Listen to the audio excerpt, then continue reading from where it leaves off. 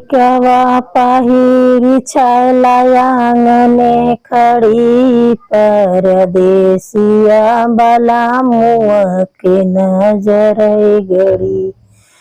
टिकवा पहिरी छैला आंगने खड़ी परदेसिया बला मुआ के नजर गड़ी।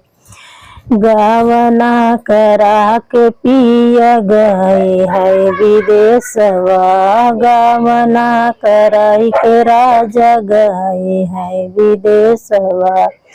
अपना तो खाई है पिया घीव खिचड़ी, घर भूखिया जे मारई लड़ी क्या मेहरी, घर भूखिया मारल लड़ी का मेहरी।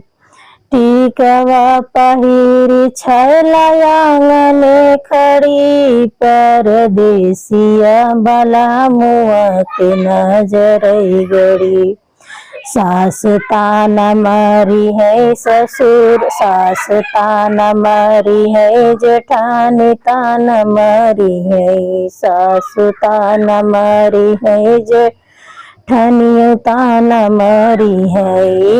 नदी के बोलिया हमर दिल में गड़ी परदेसिया बला मुआ के नजर गड़ी, परदेसिया बला मुआ के नजर गड़ी।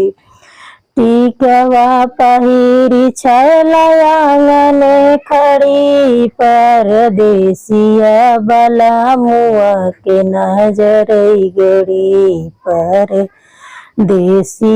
बला मुआ के नजर गड़ी।